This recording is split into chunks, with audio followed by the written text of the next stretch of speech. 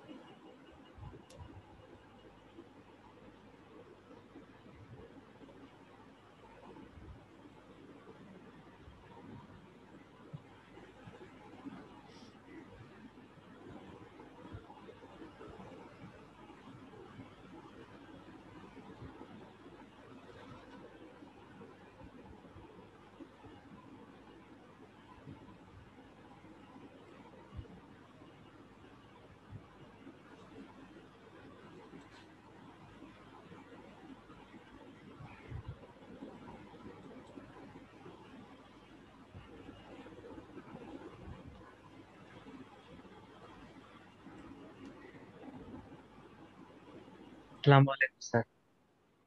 ইসলাম।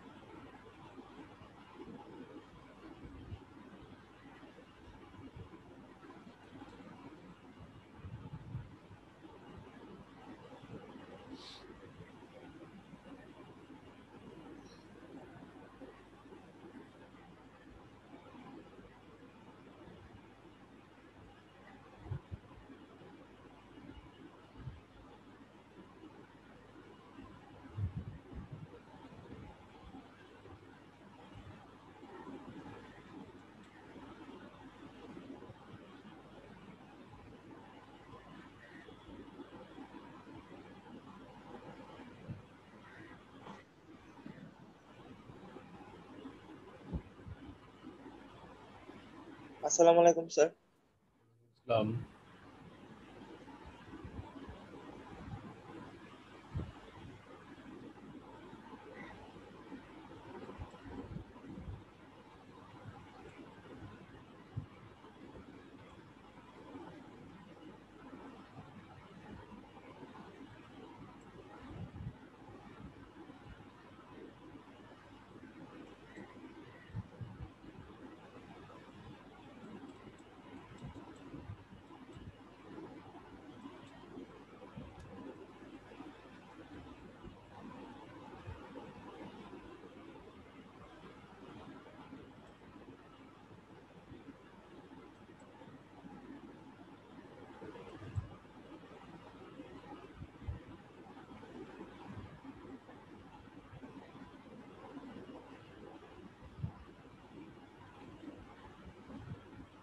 সবাই ভালো আছো তোমরা?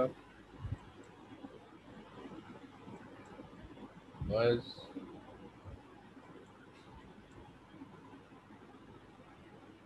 আলহামদুলিল্লাহ ভালো আছি স্যার। আপনি ভালো আছেন স্যার? হ্যাঁ, এখানে স্ক্রিনে কিছু দেখতে পাচ্ছ? জি স্যার। স্যার দেখতে পাচ্ছি স্যার। স্ক্রিনে যেটা বলতে চাচ্ছে যে 2019 সালের 1 জানুয়ারি তারিখে মাসুদ ট্রেডার্সের অনাদায়ী ও সন্দেহজনক পাওনা সঞ্চিতির ক্রেডিট উদ্বৃত্ত 2000 ছিল।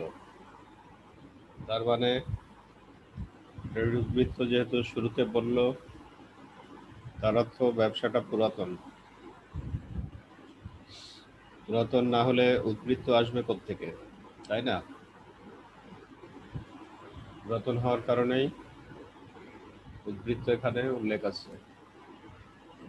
অনাদায়ী পাওনা হিসাবভুক্ত হয়েছে 1500, তার মানে আদায় হয়নি। অনাদায়ী পাওনা আদায় হয়নি 1500 টাকা। তার অর্থ এই অনাদায়ী পাওনা হিসাবভুক্ত হয়েছে, মানে এটা বাদ দেওয়ার পরে প্রাপ্য হিসাবের ব্যালেন্স দাঁড়াচ্ছে 25,500 টাকা। 1500 টাকা বাদ দেওয়ার পরে প্রাপ্য হিসাবের ব্যালেন্স 25,500। এই 25,500 টাকার মধ্যে আবার 500 টাকা আদায়যোগ্য নয়। 500 টাকা আদায়যোগ্য নয়, এইভাবে লিখতে হবে। 500 টাকা আদায়যোগ্য নয় অর্থ এটা আরেকটা অনাদায়ী পাওনা। আরেকটা অনাদায়ী পাওনা হচ্ছে 500 টাকা। আরেকটা অনাদায়ী পাওনা 500 টাকা হওয়ার ফলে এই 500 টাকা 25,500 থেকে বাদ দিয়ে 5% হারে অনাদায়ী পাওনা সঞ্চিতি ধরতে হবে। তাহলে 25,500 থেকে 500 টাকা বাদ দিয়ে অনাদায়ী পাওনা সঞ্চিতি ধরবা। তাহলে 25,500 থেকে 500 বাদ দিয়ে হবে 25,000, তার উপরে 5% অনাদায়ী পাওনা সঞ্চিতি ধরতে হবে। তোমার করণীয়তে উল্লেখ আছে নতুন পাওনা সঞ্চিতির পরিমাণ নির্ণয় করো। নতুন পাওনা সঞ্চিতি অর্থ 25,500 থেকে 500 বাদ দিয়ে তার উপরে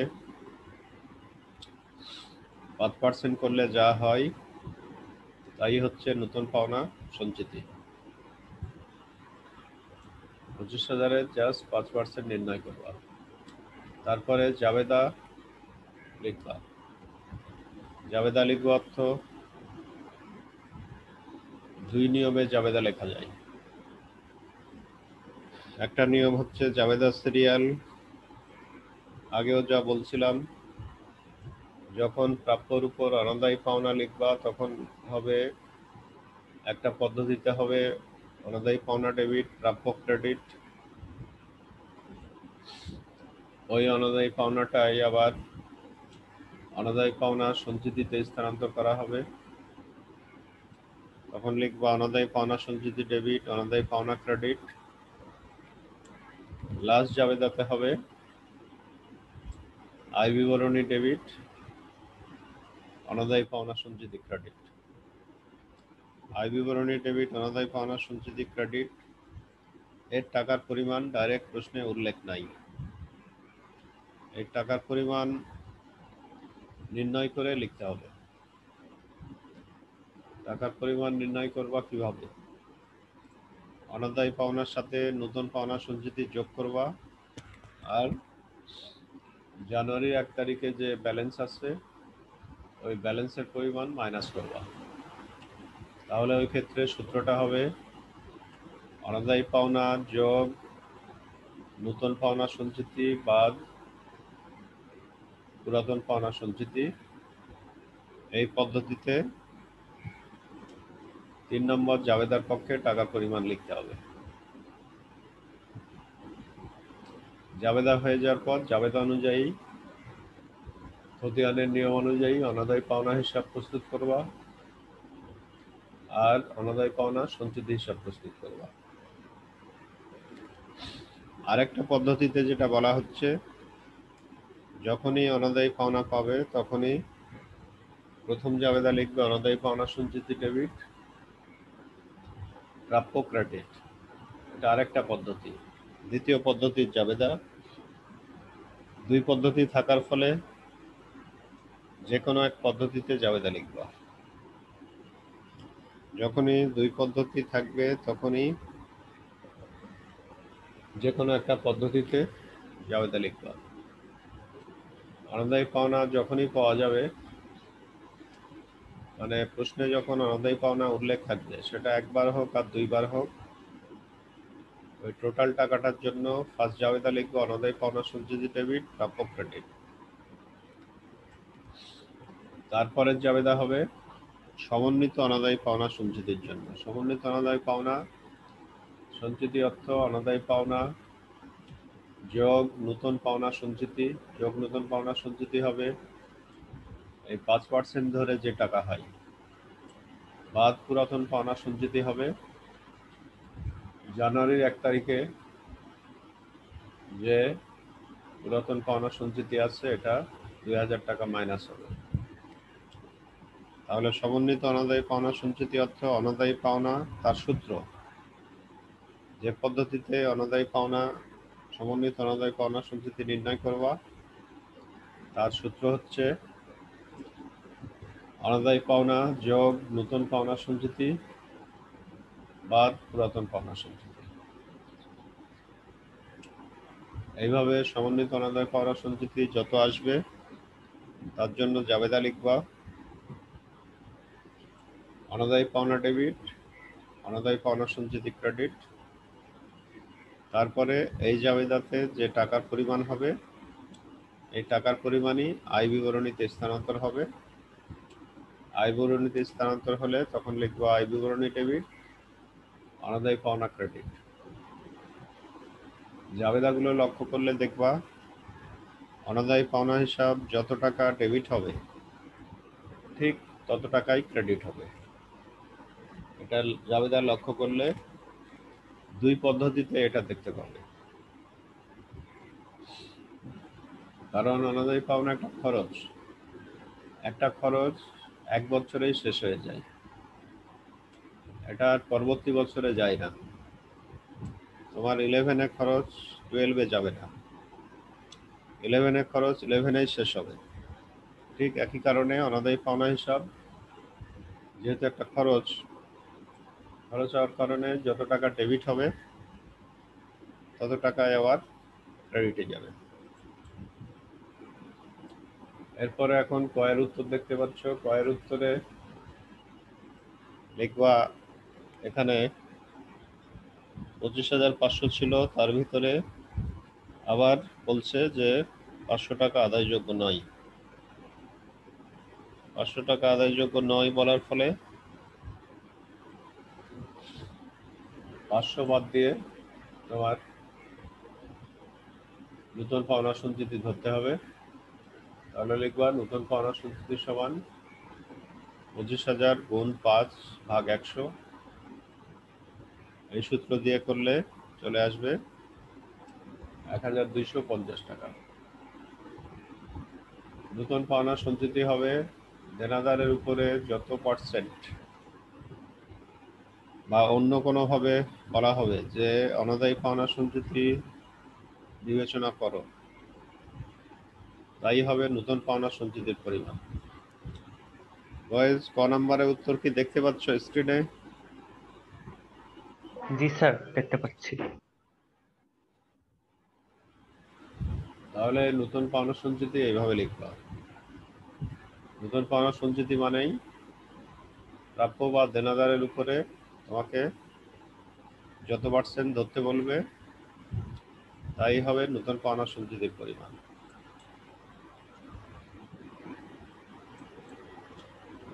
জাবেদা, এখানে জাবেদাতে এসে যেহেতু একটু আগে বললাম যে কোনো পদ্ধতিতে জাবেদা করা যাবে। মোট জাবেদা 2টা পদ্ধতি আছে জাবেদা করার, তবে যে পদ্ধতিতেই জাবেদা করো সবসময় লক্ষ্য রাখবা যে অনাদায়ী পাওনা হিসাব যত টাকা ডেবিট হবে তত টাকায় আবার অনাদায়ী পাওনা হিসাব ক্রেডিট হবে। প্রশ্নে দুইবার অনাদায়ী পাওনা বলা আছে, দুইবার মিলে 2000 টাকা অনাদায়ী পাওনা বলা আছে। একবার বলা আছে অনাদায়ী পাওনা হিসাবভুক্ত হয়েছে 1500, আর আরেকবার বলছে 500 টাকা আদায়যোগ্য নয়। এই দুইটা মিলে অনাদায়ী পাওনা পরিমাণ হচ্ছে 2000 টাকা। 1500 আর 500 মিলে 2000। এই 2000-এর জন্য ফার্স্ট জাবেদা একটি পদ্ধতিতে লেখা হচ্ছে অনাদায়ী পাওনা ডেবিট, প্রাপ্য ক্রেডিট। অনাদায়ী পাওনা ডেবিট হওয়ার কারণ ব্যয় বাড়লে যেহেতু ডেবিট হয়, এই জন্য অনাদায়ী পাওনা ডেবিট হচ্ছে, আর এখানে প্রাপ্য কমে যাচ্ছে। প্রাপ্য সম্পদ, প্রাপ্য বা দেনাদার সম্পদ যেহেতু, এই জন্য প্রাপ্য হিসাব ক্রেডিট হচ্ছে। অনাদায়ী পাওনা ডেবিট, প্রাপ্য ক্রেডিট। এবং তারিখ লক্ষ্য করো, তারিখ হচ্ছে বছরের শেষ তারিখে জাবেদাগুলো করা হয়। এটা 19 সালের অঙ্ক হওয়ার কারণে 19 সালের 31 ডিসেম্বর তারিখে লেখা আছে।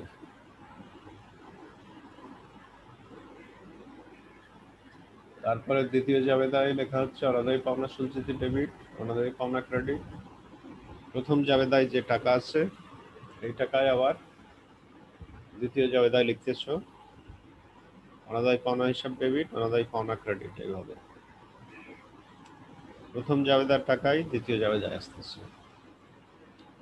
তারপরে লাস্ট জাবেদা দেখানো হচ্ছে আয় বিবরণী ডেবিট, অনাদায়ী পাওনা সঞ্চিতি ক্রেডিট। এই 1250 টাকা প্রশ্নের কোথাও উল্লেখ নাই, এটা ক্যালকুলেশন করে বের করতে হবে। ক্যালকুলেশন করে বের করার জন্য অনাদায়ী পাওনা এখানে 1500 আর 500 দুই জায়গা মিলে আছে 2000, যোগ নতুন পাওনা সঞ্চিতি হবে 5% হারে। 25,500 থেকে 500 বাদ দিয়ে হবে 25,000, তার 5% নির্ণয় করলে হবে 1250। তাহলে দুই জায়গা মিলে 1500 আর 500 মিলে 2000 যোগ 1250, 2000 যোগ 1250 হয় 3250, মাইনাস পুরাতন পাওনা সঞ্চিতি 2000। 3250 থেকে 2000 মাইনাস করলে এখন চলে আসে 1250 টাকা। এই 1250 টাকা ক্যালকুলেট করে লেখা হচ্ছে 2019 সালের 31 ডিসেম্বর তারিখে আয় বিবরণী ডেবিট, অনাদায়ী পাওনা সঞ্চিতি ক্রেডিট। এখানে লেখা হচ্ছে 1250 টাকা। এবার দেখো বিকল্প পদ্ধতিতে কি কি জাবেদা লিখবা। মনে করো এই পদ্ধতিতে জাবেদা কেউ লিখবা না, আরেক পদ্ধতির জাবেদা তোমাদের বইতে যেভাবে আছে, দীপক কুমার নাগের বইতে যেভাবে আছে ঠিক সেভাবে যদি লিখো, তাহলে ফার্স্ট জাবেদা হবে অনাদায়ী পাওনা সঞ্চিতি ডেবিট, প্রাপ্য ক্রেডিট। এখানে লিখবা 2000। অনাদায়ী পাওনা সঞ্চিতি ডেবিট, প্রাপ্য ক্রেডিট, এখানে লিখবা 2000। দ্বিতীয় জাবেদায় লিখবা অনাদায়ী পাওনা ডেবিট, অনাদায়ী পাওনা সঞ্চিতি ক্রেডিট, এখানে লিখবা 1250, মানে যেটা কে বলে সমন্বিত অনাদায়ী পাওনা সঞ্চিতি। তৃতীয় জাবেদায় লিখবা আয় বিবরণী ডেবিট, অনাদায়ী পাওনা ক্রেডিট। এইভাবে লিখবা। তাহলে জাবেদা যে পদ্ধতিতে লিখো, খতিয়ানে গিয়ে আবার অনাদায়ী পাওনা সঞ্চিতি হিসাবের উদ্বৃত্ত একই রকম হবে, এবং যখনই জাবেদা সঠিক হবে তখনই স্বাভাবিকভাবে তোমার খতিয়ানও সঠিক হবে। যার জাবেদা সঠিক নাই তার কোনো কিছুই সঠিক হবে না।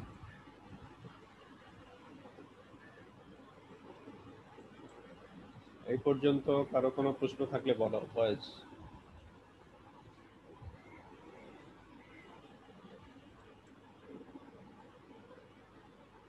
এই পর্যন্ত কারো কোনো প্রশ্ন থাকলে বলো।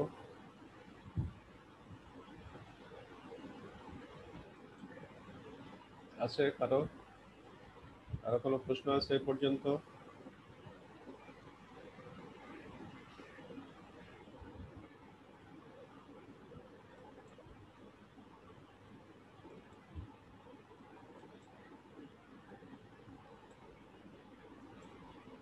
এরপরে জাবেদা যখনই লিখলা, জাবেদার পরে তুমি জাবেদা লেখা হলে ওখান থেকে তুমি স্ক্রিনে দেখতে পাচ্ছ কয়ের উত্তর? ইয়েস স্যার, দেখতে পাচ্ছি। দেখতে পাচ্ছি স্যার।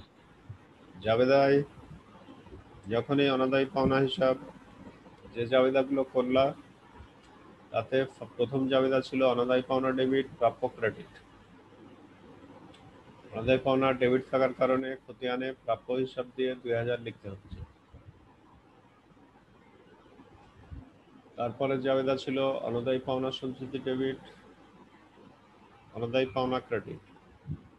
অনাদায়ী পাওনা ক্রেডিটের দিকে এই জন্য আসলো 2000। তৃতীয় জাবেদায় কোনো অনাদায়ী পাওনা হিসাব নাই, এই জন্য তৃতীয় জাবেদা থেকে এখানে কিছুই আসবে না। তাহলে এখানে ডেবিট দিকের যোগফল করলে হয় 2000, ক্রেডিট দিকের যোগফল করলে হয় 2000। এভাবে অনাদায়ী পাওনা হিসাবে ডেবিট এবং ক্রেডিটের যোগফল সবসময় সমান হবে। অনাদায়ী পাওনা হিসাব থেকে কোনো ব্যালেন্স বা উদ্বৃত্ত নির্ণয় হবে না। তুমি যে পদ্ধতিতে জাবেদা লিখো, অনাদায়ী পাওনা হিসাব থেকে কোনো ব্যালেন্স বা উদ্বৃত্ত নির্ণয় হবে না, কারণ খরচের কোনো উদ্বৃত্ত পরবর্তী বছরে যায় না। তোমার 11-এর খরচ কখনো 12-এ যাবে না। 11-এর খরচ আলাদা, 12-এর খরচ আলাদা। এক বছরের মধ্যেই যে বছরে খরচ ওই বছরেই ওই খরচের অস্তিত্ব শেষ হয়ে যায়। আর আরেক পদ্ধতিতে যদি জাবেদা লিখো তাহলে কেমন হতো এটা অনাদায়ী পাওনা হিসাব? আরেক পদ্ধতিতে জাবেদা লিখলে প্রথমে আসতো সমন্বিত অনাদায়ী পাওনা সঞ্চিতির জন্য অনাদায়ী পাওনা ডেবিট, অনাদায়ী পাওনা সঞ্চিতি ক্রেডিট। এই জাবেদার কারণে ডেবিটে লিখতে অনাদায়ী পাওনা সঞ্চিতি 1250।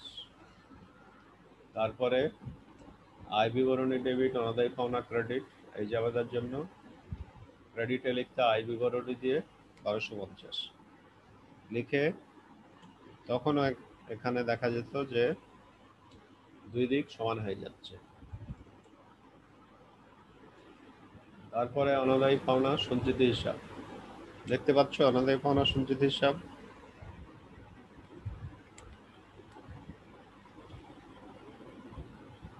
ইয়েস স্যার, দেখতে পাচ্ছি।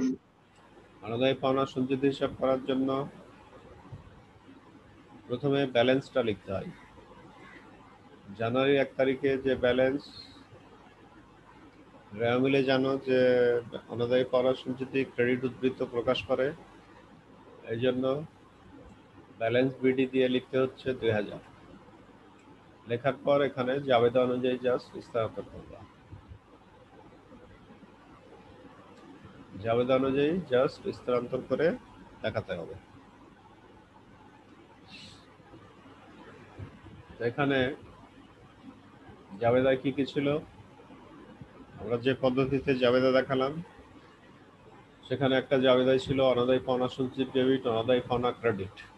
অনাদায়ী পাওনা সঞ্চিতি ডেবিট থাকার কারণে অনাদায়ী পাওনা হিসাব দিয়ে 2000 লেখা হলো। আরেকটি জাবেদাই ছিল আয় বিবরণী ডেবিট, অনাদায়ী পাওনা সঞ্চিতি ক্রেডিট 1250।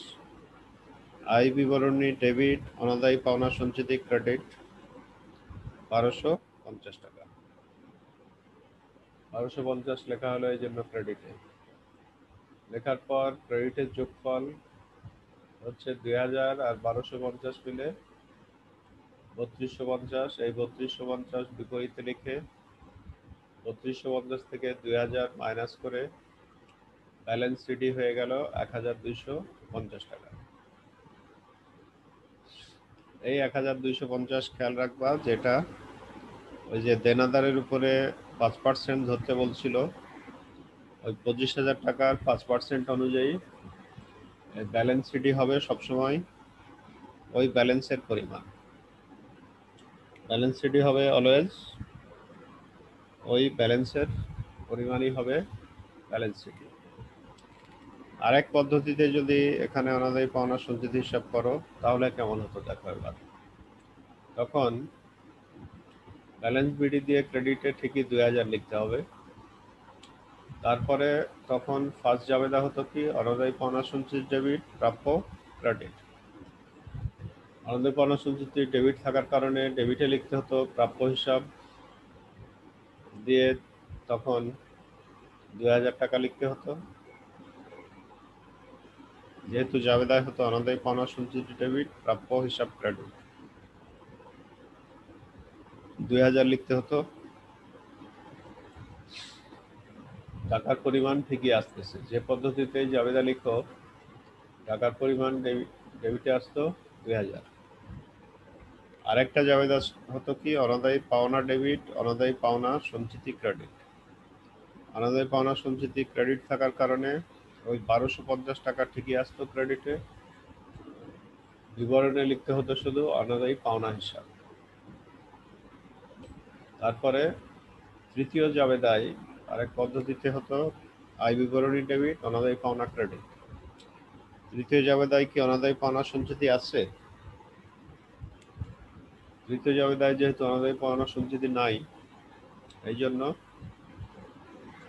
না থাকার কারণে তৃতীয় জাবেদা এখানে আসতো না। তাহলে টাকার পরিমাণ ঠিকই একই রকম, যে পদ্ধতিতে জাবেদা লিখো অনাদায়ী পাওনা হিসাবের টাকার পরিমাণ একই রকম থাকতো। তারপরে 2000 আর 1250 যোগ করে 3250 লিখতে হতো। 3250 থেকে 2000 আবার মাইনাস করে ব্যালেন্স সিডি হয়ে যেত 1250। তার মানে এখানে 1250 টাকা হতো ওই 5% যে দেনাদারের উপরে ধরতে বলছে ওই টাকার সমান হতো। 5% ধরলে যা হয় ওই টাকার সমান হবে প্রত্যেকটা অঙ্কে, এটা খেয়াল রাখতে হবে। এবার তোমাদের কোয়েশ্চেন বলা শুরু করো, কার কি প্রশ্ন আছে বলো এবার।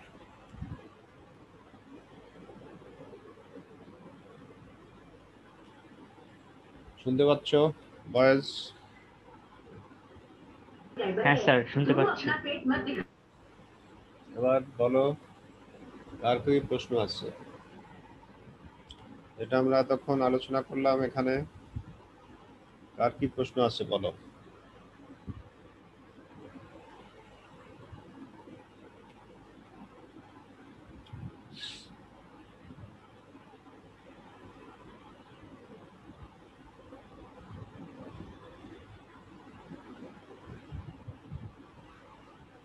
স্যার খতিয়ান কি টি চক বা চলমান চক দুইটিতেই করা যাবে? হ্যাঁ, যে কোনো পদ্ধতিতেই খতিয়ান করতে পারবা। যখন তোমার প্রশ্নে উল্লেখ করে দিবে যে চলমান যে ছক পদ্ধতিতে খতিয়ান দেখাও, তখন চলমান যে ছকে দেখাবা। আর এখন স্ক্রিনে যেটা দেখতে পাচ্ছ এটা হচ্ছে টি ছক পদ্ধতির খতিয়ান। পদ্ধতি না উল্লেখ করলে তখন তুমি যে কোনো এক পদ্ধতিতে করে দেখাতে পারবা, যদি পদ্ধতি উল্লেখ না করে। পদ্ধতি উল্লেখ না করলে যে কোনো পদ্ধতিতে খতিয়ান দেখাতে পারবা। এরপর আর কারো প্রশ্ন কোথাও? বয়েজ?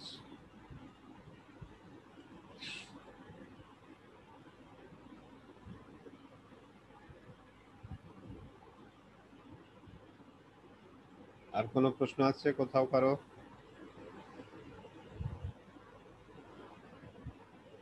তাহলে এখন প্রশ্ন না থাকলে আমাদের জোবায়ের 12,473 জোবায়ের।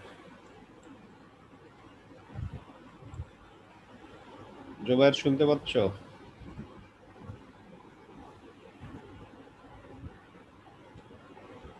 হ্যালো জোবায়ের,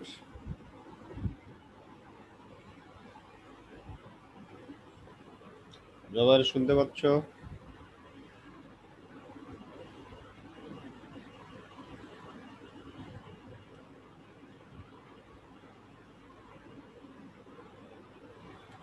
জোবায়ের,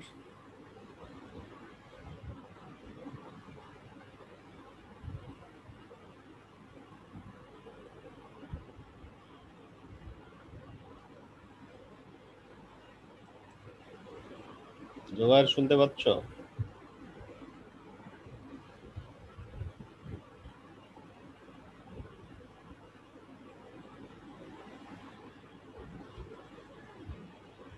জোবায়ের কিছুই বলতেছো না।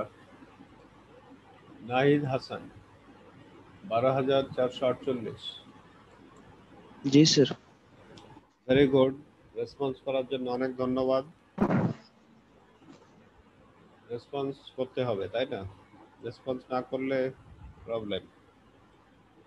এখানে স্ক্রিনে একটা প্রবলেম দেখতে পাচ্ছ তো? জি স্যার। এই প্রবলেমে তাহলে জাবেদাগুলো বলো। জাবেদা কি কি হতে পারে?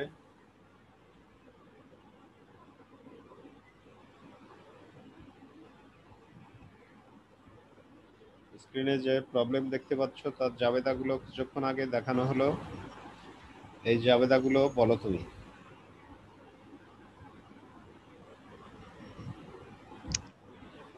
এই যে স্যার, অনাদায়ী পাওনা সঞ্চিত হিসাব ডেবিট, অনাদায়ী প্রাপ্য হিসাব ক্রেডিট, এই যে 2000 টাকা। 2000 প্রথম জাবেদা। জি স্যার। আচ্ছা, তারপর?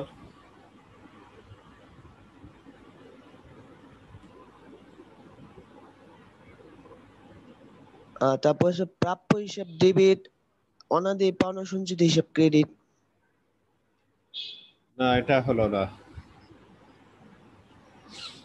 তুমি যে পদ্ধতিতে জাবেদা বলতেছো এই পদ্ধতিতে অনাদায়ী পাওনা সঞ্চিতি ডেবিট, প্রাপ্য ক্রেডিট যদি লিখো, এর পরের জাবেদা হবে অনাদায়ী পাওনা ডেবিট, অনাদায়ী পাওনা সঞ্চিতি ক্রেডিট।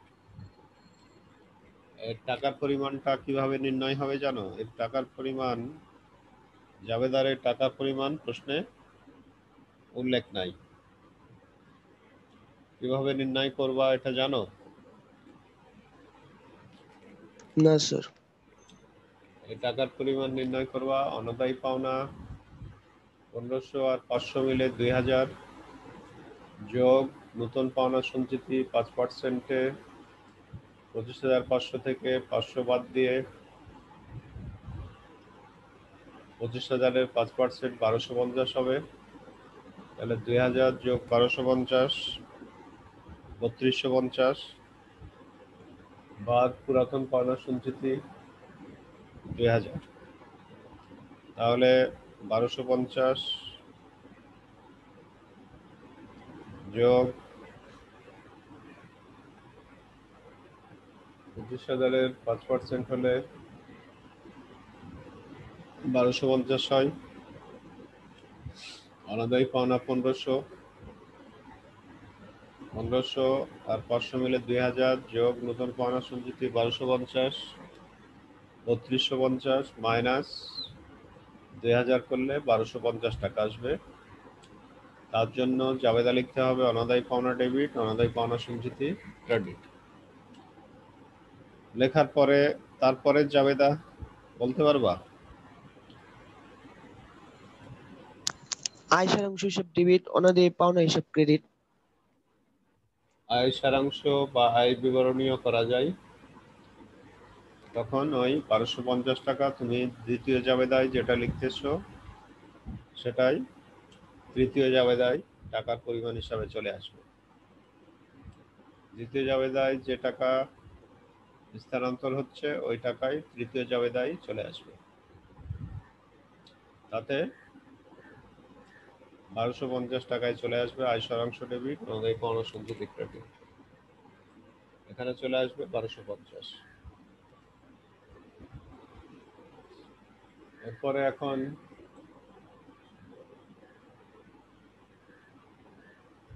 নাহিদ হাসান, তোমাকে ধন্যবাদ কথা বলার জন্য। 12,463 আরাফাত আলম, 12,463 আরাফাত আলম। জি স্যার। ভেরি গুড, রেসপন্স করার জন্য অনেক ধন্যবাদ। কেউ আছে যে কথা বলতে চায় না, তাহলে এখানে যা দেখতেছো এর জাবেদাগুলো একটু বলো দেখি তুমি। জাবেদাগুলো কি কি হয় এখানে? স্যার স্ক্রিন সরে গেছে স্যার। না, এমনি নর্মালি বলো, নর্মালি বলো যে জাবেদাগুলো। স্যার স্যার স্ক্রিন আমি বলবো স্যার। তো ও চেষ্টা করুক আগে, ও যেহেতু রেসপন্স করছে ও চেষ্টা করুক আগে।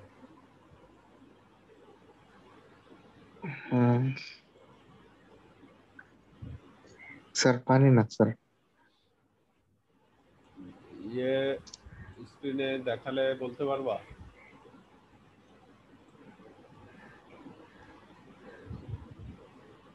হ্যালো, হ্যাঁ, স্ক্রিনে দেখতে পাচ্ছ এবার? আরাফাত আলম জি স্যার। দেখতে পাচ্ছ? তাহলে এখানে দেখে তুমি বলার চেষ্টা করো যে এখানে কি কি জাবেদা হতে পারে।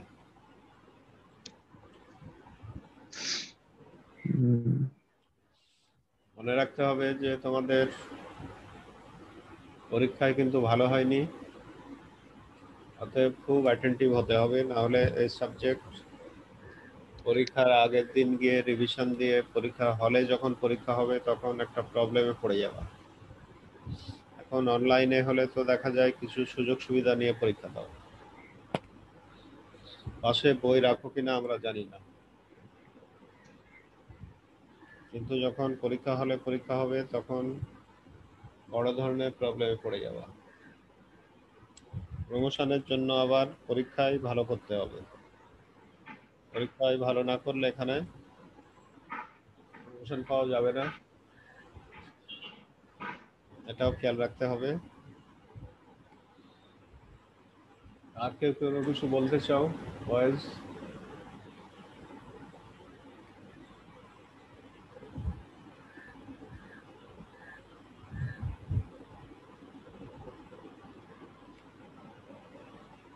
আর কারো কারো কোনো বিষয়ে জানার আছে?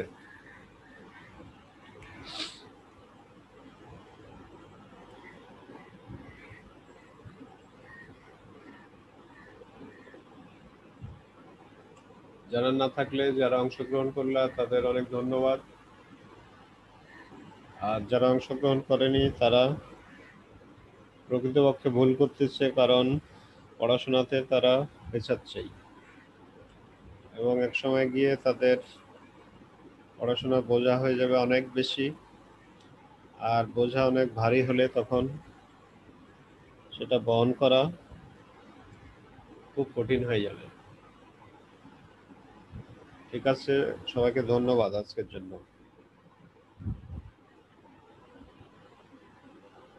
আসসালামু আলাইকুম স্যার। ওয়ালাইকুম আসসালামু আসসালাম। আলাইকুম স্যার। ওয়ালাইকুম আসসালাম।